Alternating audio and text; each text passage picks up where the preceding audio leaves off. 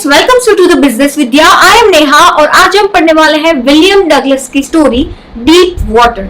ये जो स्टोरी है वो उसकी चाइल्डहुड स्टोरी है, ये उसकी ऑटोबायोग्राफी है। ऑटोबायोग्राफी मतलब उसने खुद के ही बारे में अपनी बुक में लिखा है और ये स्टोरी जो है वो बहुत इंस्पिरेशनल स्टोरी है। अगर आप ये समरी लास्ट तक देखते हैं तो आपको पूरी स्टोरी समझ आ जाएगी और आपको खुद से पढ़नी नहीं पड़ेगी, तो लास्ट तक वीडियो जरूर देखिएगा। गाइस, लेक्चर में आगे बढ़ने से पहले अगर आपने अभी तक हमारे चैनल बिंग कॉमर्स को सब्सक्राइब नहीं किया है तो कर लीजिए और बेल आइकन को प्रेस कर दीजिए कि आपको हमारे चैनल की सारी नई नोटिफिकेशन मिलती रहे।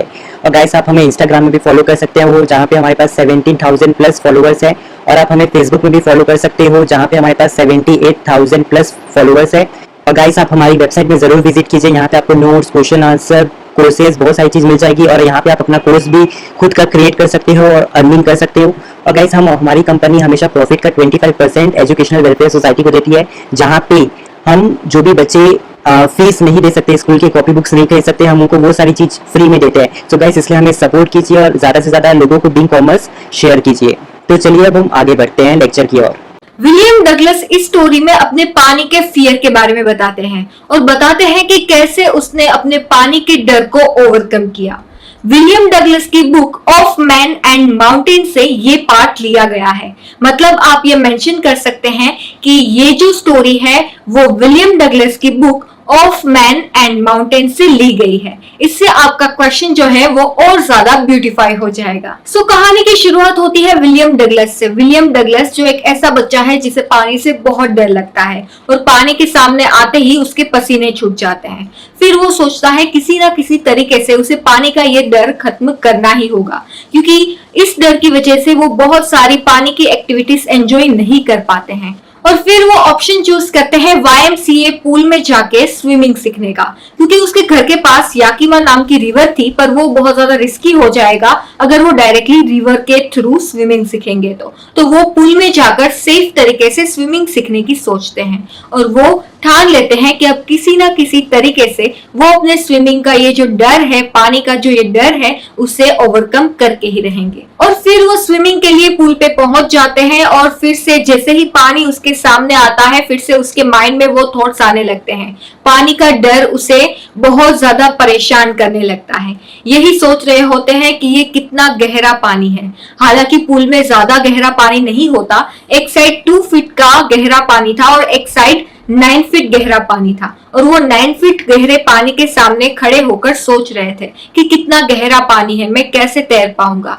ऐसे ही सोच रहे होते हैं और वहां पे एक लड़का आ जाता है जो बहुत ज्यादा शरारती है, जो थोड़ा बड़ा बच्चा है, और वो उस बच्चे को मतलब विलियम डगलस को धक्का दे देता है। मतलब ना ही विलियम डगलस को तैरना आता है, ऊपर से इतना ज्यादा पानी का डर है, और वो बच्चा उसे ऐसे ही पानी में धक्का दे देता है यही सोच के कि इसे शायद तैरना आता होगा। पर विलियम डगलस ना ही तैरना जानते हैं और उसे पानी से बहुत ज्यादा डर लगता है। तो अब क्या होगा वही आगे स्टोरी में बताया गया है। विलियम डगलस पानी से इसलिए डरते थे क्योंकि एक बार जब वो याकीमा नदी के किनारे टहल रहे थे अपने पापा के साथ, उस टाइम एक बड़ा सा वेव उसके ऊपर से निकल जाता है और वो पानी में दब जाते हैं। तभी से उसे पानी से बहुत ज्यादा डर लगने लगता है, और जब वो बच्चा उसे पानी में धक्का दे देता है तो उसे वो सब याद आने लगता है। और फिर अपने माइंड को रिकवर करते हैं और सोचते हैं कि मैं जब नीचे चला जाऊंगा तो जोर से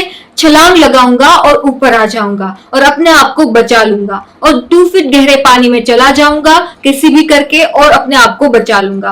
पर होता यह है कि वो नीचे ही चले जाते हैं, और जब वो ट्राई करते हैं ऊपर आने की तो जरा सा ही ऊपर आ पाते हैं, ज्यादा ऊपर नहीं आ पाते हैं। थोड़ी देर में उसकी सांसें फूलने लगती है, उसके फेफड़ों में पानी चला जाता है, वो कुछ बोल नहीं पाते, वो चिल्लाकर सबको हेल्प के लिए बुलाना चाहते हैं पर वो नहीं बुला पाते हैं, और धीरे धीरे वो अनकॉन्शियस होने लगते हैं और बेहोश हो जाते हैं। और फिर जब विलियम डगलस होश में आते हैं तो अपने आप को पूल के पास उल्टा लेटा हुआ पाते हैं और देखते हैं कि उसके पास वो बच्चा खड़ा हुआ है जिसने उसे धक्का दिया था।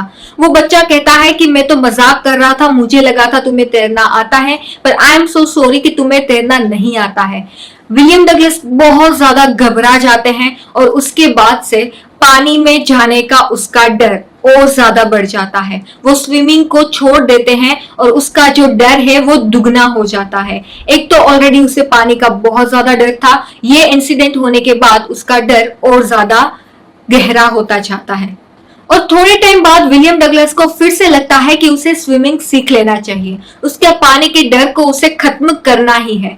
और फिर वो करते ये हैं कि पूल जाते हैं और पूल में वो स्विमिंग सीखने के लिए इंस्ट्रक्टर हायर कर लेते हैं। इंस्ट्रक्टर हायर करने से उसे सेफ साइड मिलती है और वो डूबने के डर से बच सकते हैं।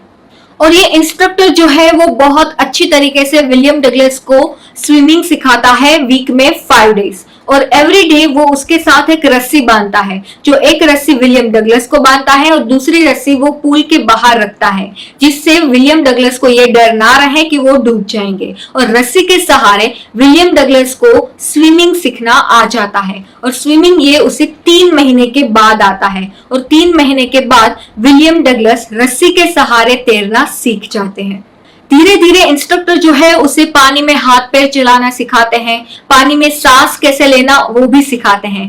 पानी में सांस लेना सीखने से विलियम डगलस को डूबने का डर खत्म हो जाता है, क्योंकि आप सीख लेते हैं अगर कि पानी में सांस कैसे ली जाती है तो आप अपने आप को कभी भी सरवाइव कर सकते हैं। तो फिर धीरे धीरे विलियम डगलस को पानी का डर खत्म होने लगता है। पर वो जो डर था उसके माइंड में रिवर का और बहुत ज्यादा गहरे पानी का, वो डर अभी भी बरकरार है।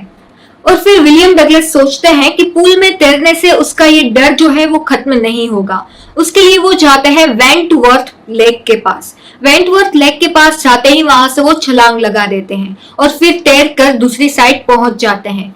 वो जब ये एक्सपीरियंस करते हैं तो उसके माइंड से, उसके बॉडी से पूरा का पूरा पानी का डर निकल जाता है और वो बहुत अच्छा महसूस करते हैं। सो इस इंसिडेंट से विलियम डगलस को पता चल जाता है डर एक ऐसी चीज है जिससे हम डरते हैं। तो डर जो है वो साइकोलॉजिकल होता है, इससे हम मार सकते हैं। वैसे हम भी कहते हैं ना कि डर के आगे जीत है। तो अगर आपको जीतना है तो अपने डर को मारना ही होगा। वो फिर एग्जाम का डर हो सकता है, कोई भी कॉम्पिटिटिव एग्जाम की प्रिपरेशन का डर हो सकता है, जॉब इंटरव्यू का डर हो सकता है, कोई भी डर हो, उसे अगर आपको मारना है तो आपको उसके थ्रू कोई भी एक्शन लेना ही होगा। अगर आप कोई भी एक्शन लेते हैं तो इससे आपका डर जो है वो खत्म हो सकता है। तो कैसी लगी आज की स्टोरी और समरी? आपको पसंद आई होगी। पसंद आई है तो लाइक जरूर कर दीजिएगा और अगर आपको कोई भी क्वेरी या डाउट है तो कमेंट बॉक्स में कमेंट करके मुझे जरूर बताइएगा।